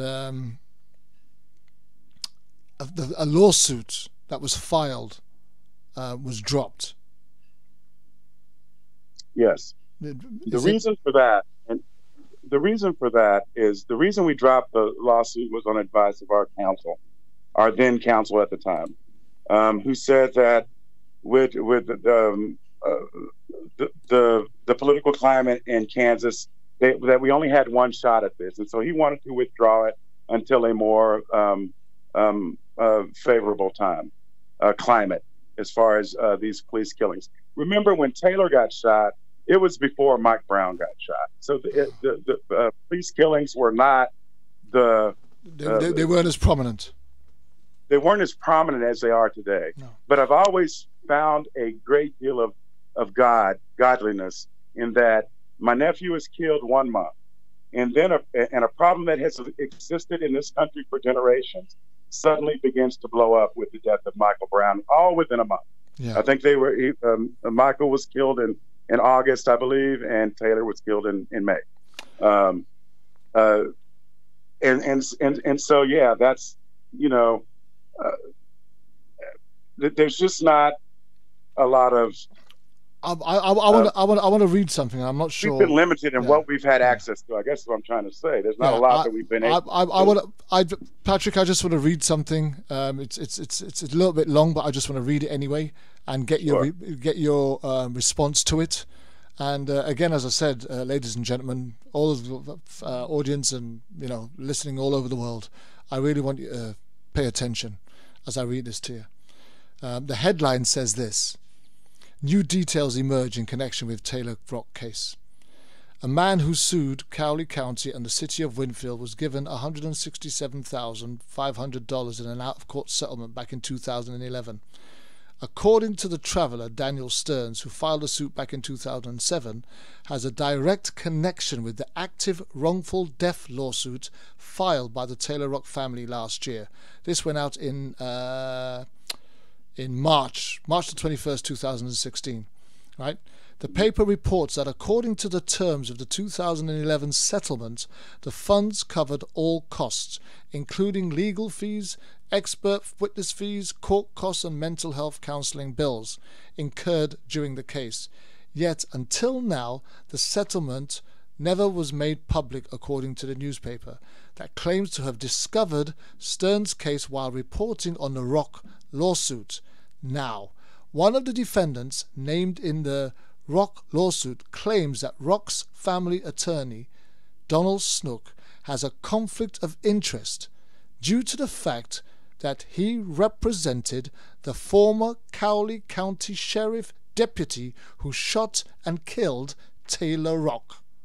In the Stearns lawsuit, Snook, according to the paper, says he doesn't think a conflict exists, otherwise he wouldn't have taken the case. Are you aware of this? And if so, what's your response? My response is this, and I'm going to be frank, is that our attorney, I talked to many attorneys, and this was a case that many attorneys wanted. I assembled them. I brought my sister in to talk to them, and she decided on this particular attorney. I had been dissatisfied in and the lack of communication with the family from this attorney. And I'm not saying that we need to be updated every week, but every month or every couple of months, check in and let us know what's going on. This didn't happen. So when this conflict of interest, in this case that you're talking about, the Stearns Clarkson, I found that online and I posted about it. And that's, we realized that Snook had represented this guy. I looked at it as a way of maybe getting new representation. We were convinced to stay with this attorney, and so we did. I always felt like that should have been grounds for dismissal, and I always thought that it did present a conflict of interest in my view. Now what we're at as far as representation is that our attorney has said to my sister, and I'm just going to repeat, that there's no money in it now or something. And so now we're actively looking for other representation to take on this case. And that's where we are now. Something else to throw in is that in May of 2017, the two mothers tried to get themselves dismissed from this federal lawsuit that we later pulled to file it at a later time. But they sought through a judge to get dismissed from this lawsuit. And the federal judge ruled that after looking at the evidence, said, no, you guys there's a reason that you guys are on this case, and refused to dismiss them from being charged. And then we pulled the case on advice of our counsel. I hope that in the near future we find someone who is willing to fight, willing to do more than I saw our past attorney do. I just didn't see a lot of effort. I didn't see a lot of what, and I don't know what I was even looking for, because of course we've never been in this situation before, but I was just hoping to see more fight from our counsel, and I never really saw it. I saw maybe somebody, and this is just me, I don't know, I'm not a lawyer. I saw maybe somebody who was just maybe holding on for a settlement that they thought was coming, but for the family, and I get that that's his profession, but for the family, we have a gaping hole in our family, and we deal with that every day, and my heart breaks every day for the misery that my sister most assuredly goes through on a daily basis. And that's where we are with this case. Anna, the corrections officer, the mother of his youngest child, and this officer who shot him, never worked another day with that department. They both immediately packed up and moved from state. They were not cleared. They were cleared, but they were not offered employment. back with their departments. Hold on, And I knew that back up. Hold on. Let's rewind and back up. We've covered a lot of cases. I've been doing this for over 4 years now. We've covered a lot of cases, hundreds of cases, but I've never heard of the conflicting representatives of a case like this up and leaving states, moving away, and never working again. I've never heard this. So you don't hear that. You hear about that they do what they do. There's an investigation, and these cops are and they're back on the job. They're back on the job. So they're back on the job. So these two never worked another day, and immediately. When I say immediately, I mean within the month, they had moved from the state. Wow. Patrick, I'm speechless.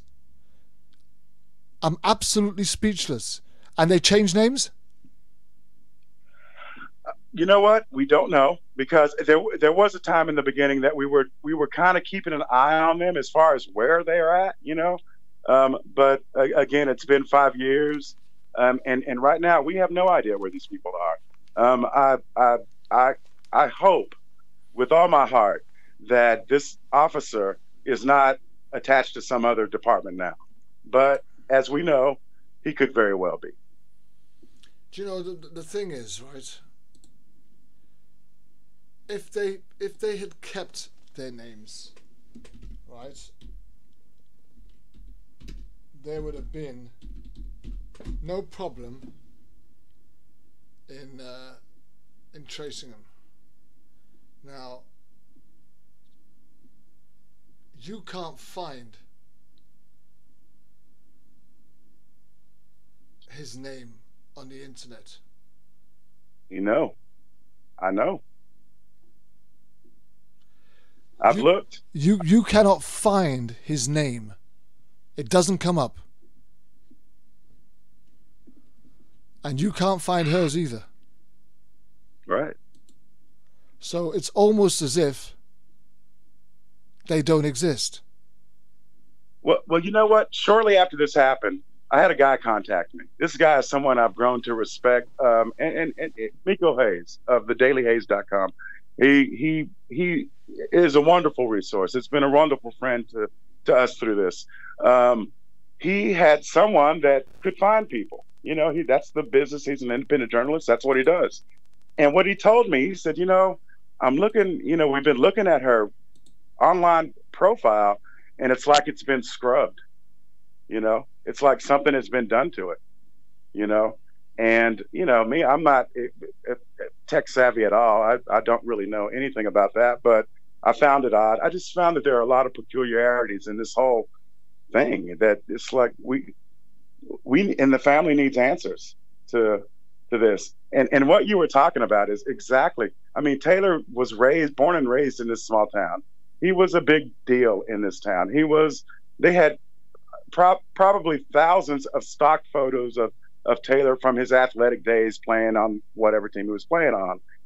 When this happened, the picture that they put in the paper was this horribly blurred, almost expressionless, blurry picture of him, you know. And when I looked at that picture, my daughter said something to me that was profound in the moment. She said, it's like they're taking away his humanity, you know, with this picture, you know. It just looks like nothing. That's the paper they ran when reporting this. Of course, none of this fits well with any of us. We are still, and here's what I would like people to know who haven't gone through this, is that when something like this happens, there's no getting over it. You know, it's 5 years and our lives have gone on, and we've continued doing what we need to do to raise our families. But that absence of Tayler remains. It's stark every day. We notice that we're not all here, and the pain that's associated. And then we know that this country that we have been that we are citizens of, that our parents have fought for, and pay taxes to, has done absolutely nothing to get to the truth of what happened here. What they've done is refuse to let us see the reports. Just a quickie, Patrick. Do you have any photos of Anna? Yes, and I should have sent them to you. You should have had them. Yes, we do. Yeah, we need somebody. I think it's Sandra Dawn, one of our listeners, dear mighty woman of God, gospel singer, songwriter, and performer. She says, post the pictures. Somebody will spot them. Post the pictures. We will do that. I will do that directly. But yeah, we have pictures of all three, of the officer who shot him, the mother, the mother of the eldest daughter, and the mother of the youngest, which they all worked together to make this happen. If you send it out, we will find ways to send it out for every social media network that we've got. We will use every activist that we know, right, to put those pictures out. It will go on Twitter to everybody that we know that's got multiple hundreds and thousands of Twitter accounts, and we will send it out there until somebody comes up with where these people are located. Well, God bless you. I will do that directly, but by day's end. Yeah, send them to me by private message, and then I will filter them out to all the people that I know who work as activists in this field, and we'll try and start getting those pictures out. And yes, there'll come a time where Facebook and other people will try to censor us, maybe even shut us down for a little while, but it won't be right before those pictures get out there and people have seen them. Very good, thank you, sir. Okay, so that's where we currently are at the minute. We've got to that point where we have an understanding now as to how we perceive Tayler's life got taken.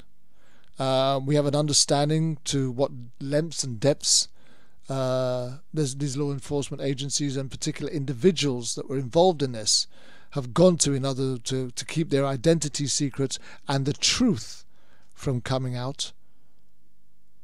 The next question is, so what do you do from here? Where do you go from here? I mean, you can't just campaign without a purpose, without a goal, without an objective. There has to be an objective. And what are you trying to accomplish from here on in, Patrick? What I want to accomplish, there's no way that my family or other families, the family of Royce Eckley and Deanna Hardy, there's no way that we can get what we want, because what we want are our loved ones. But what we can do is bring greater awareness to this issue, and not just although Black people are killed at a disproportionate rate than other groups, than white people. We also have natives that are killed at a disproportionate rate. We have Hispanics that are killed at a disproportionate rate. But what I want people to know is that regardless of what color you are, regardless of who you are, if your rights up to taking your life are violated by police, there's very little that we can do as the laws stand today. Mm-hmm. And so what we need to do is to bring more people into that fold and let them know that we all have skin in this game. This could be your children stopped one night as they're going out. And if something happens, I mean, white people get killed too. And when they get killed, those white families don't get justice either, just like we don't, So this is not a Black or white issue, although it happens to us a lot more. And we need to look at that very seriously and hard. But we also need to realize that we're all behind the eight ball when it comes to these police interactions, and something should happen. Our rights are violated.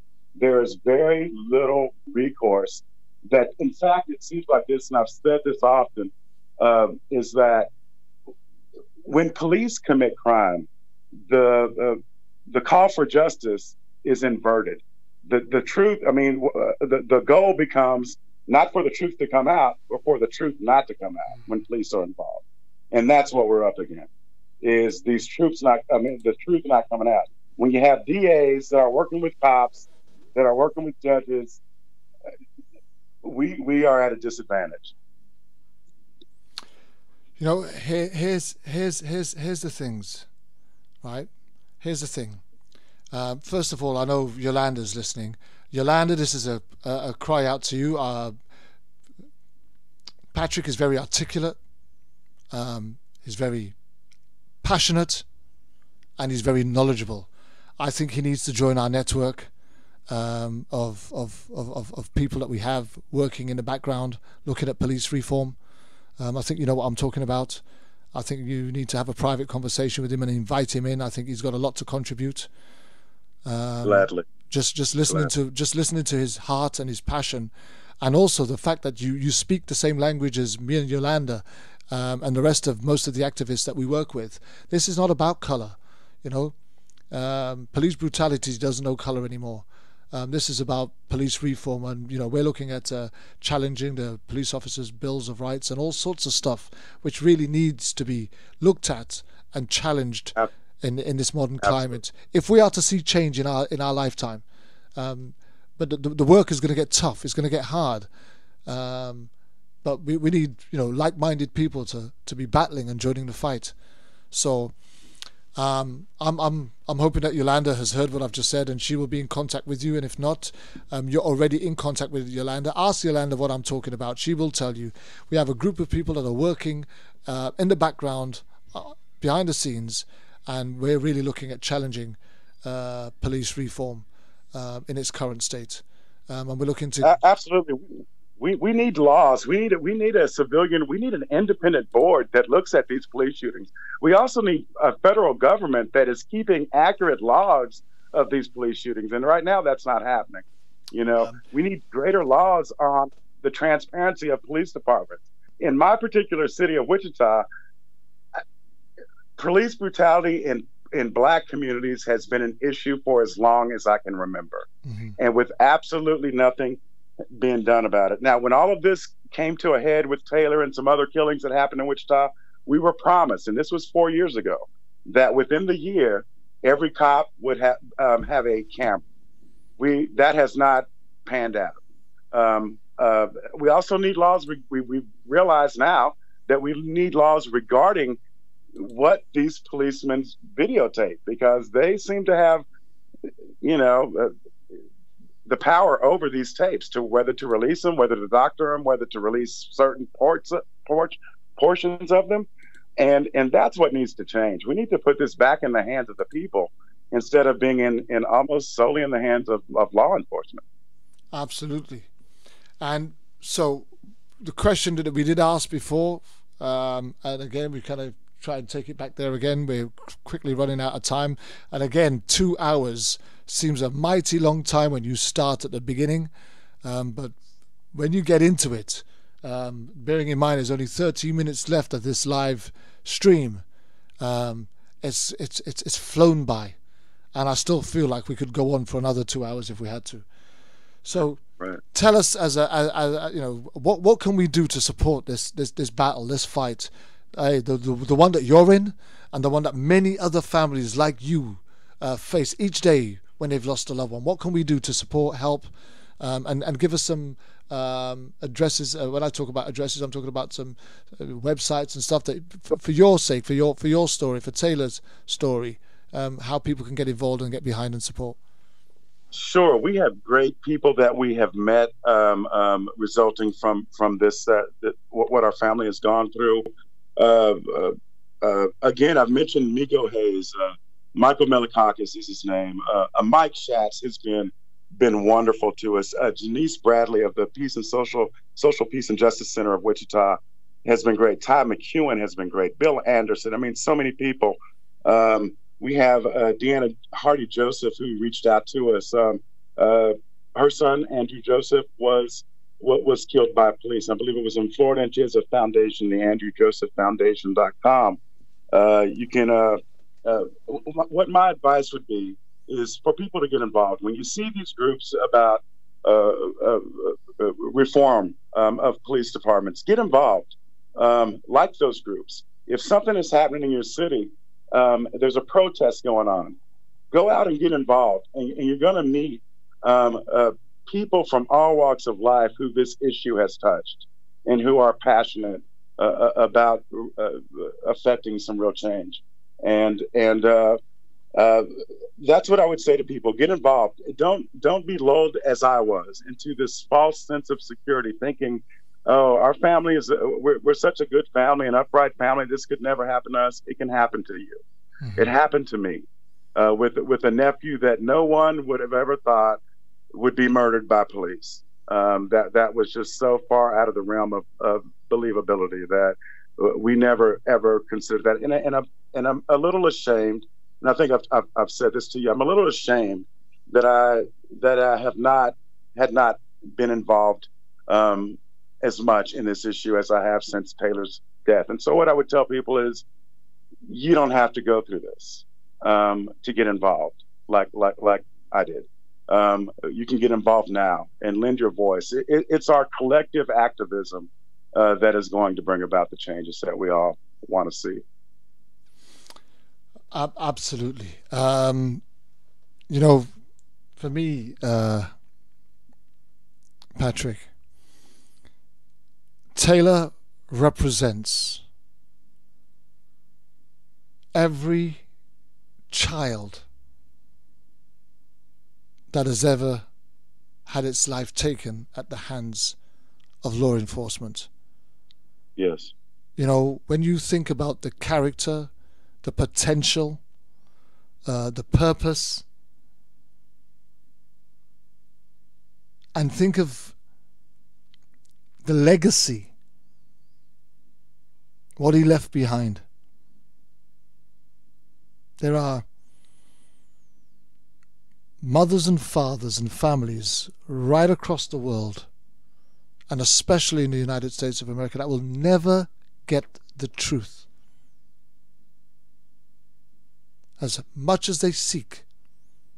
But when you have the opportunity to do what we've just done for the last 2 hours, lifting up the life of a young man who has been trashed by local law enforcement and the media train that supports them in order to justify their shoot and their kill, I think we're making headway. I do too. But it doesn't stop just there. You're quite right. We need to come together as a group, as a conglomerate, as a community, as a people. And it's, again, we reiterate, it's not about color. There are so many people that have come alongside us, that walk with us, that support us, that are going through similar things. My producer, Teresa, her son, she also lost her son. And she says often enough, I'm not black, boss, I'm not black. But she lost a son killed by cops too. And you know the funny thing is, without champions like yourself, and Yolanda's saying it down there, you just need to keep being Taylor's champion. You need to keep speaking out for him. You need to keep calling out his name. You know, when Sandra Bland was killed, that say her name hashtag, I mean, went viral, and people used, and it was very powerful. And I mean, again, you know, we were one of the first to go live with the Sandra Bland killing, and it actually launched us into the police brutality, unlawful killing and corruption scene. It was very early in our stage as well. But you know, when you mentioned that this being, you know, just before the Michael Brown killing, for example, and the fact that, you know, police killings was not as prominent in the news, although we had already witnessed the issue with Rodney King way back in the 80s. Yes. Right? And although law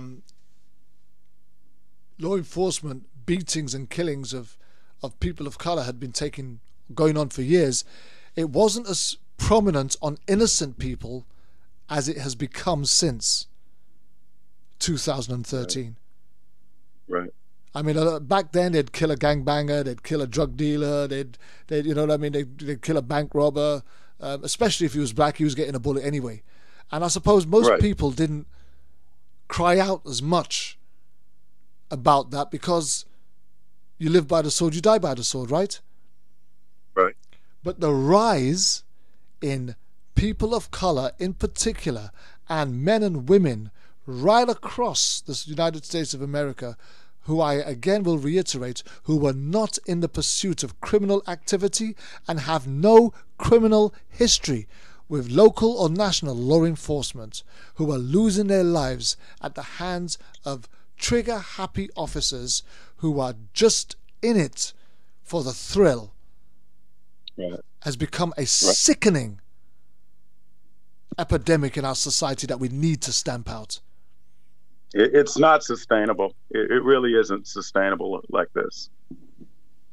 You know, Patrick, I just want to thank you for the last 2 hours that we've shared right here on Issues Today on World Jam Global Radio. And I'm going to just leave the final comments to you, addressing an audience as a father, as an uncle, as an activist, as someone who has gone through the pain that many of our audience have been through. Give them a word of encouragement. Before I even get started, I would be remiss if I didn't mention Yolanda McNair and her post site, Protect Our Stolen Treasures. And I wanted to thank you, sir, especially for giving families such as mine such a wonderful forum to speak, because that is part of the hardest part of this is nobody really wants you to speak. And you mentioned this the other day on a telephone call, that we just have kind of become used to believing what police print, what we see in print that police say, and going with their version of the story. Question those stories. When you see what the police said this happened, understand that may not have been what happened. But to encourage, let's come together. You're not, no matter who you are, no matter what walk of life you're from, you are not immune to having your rights or the rights of a loved one violated by law enforcement. And for that reason, we need to start standing together and realizing that intersectionality for all of us, that this is something that we all have in common and at stake. And sir, thank you so much for this. This is really done my heart good. I appreciate you more than I could express. Patrick, our hearts are with you. Our feet and our hands are wherever you need them to be, in spirit and in truth. We operate through the power of the Holy Spirit, the kingdom of Jesus Christ, and we pray that peace and comfort pour out for you and your family, and many other families, and all the other families who have been through this. In Jesus' name we pray this. Amen. I just want to thank you, Patrick, for sharing that, for trusting us to share your story here on Issues Today on World Jam Global Radio today. And we look forward to updates wherever and whenever they appear. And please, let this not be the last time that we communicate with one another. Let us continue to operate as a body, supporting one another all the way through this, as there are many more families, as you've just mentioned, the great work of people like Yolanda McNair, who I've become very close to over the last year or so. And I'm quite sure we've got so much more work to do. Patrick, thank you very much. My dear ladies and gentlemen who have been listening on all the social media networks, it's time for us to bid our farewells and say until next week when we meet again. And I think I've got Gabriel Eaglefeather from the I forget where he's from, but yes, he's a native Indian, and he a Native American Indian, and they have a absolutely powerful story to tell. So thank you very much for sharing this time with us, and we look forward to seeing you again next week, same time on Issues Today World Jam Global Radio. But as for me, Kervin, Julien, we're out of here. 1, 2, 3, swing it. Do you have an old sound tape or your favorite cassette tape that you want converted to CD or MP3 format? Do you need a demo CD, radio ad, a DJ, or even a sound system for your wedding, birthday, or special occasion? Then why not get in contact with KTR Records at 07931 152 448, or check out our website on www.ktrrecords.com. We have been in business since 2004 and also undertake community projects. So for your remixes, duplets and all your sound editing needs, why not contact KTR Records, official sponsor of World Jam Global Radio. KTR Records, coming your way.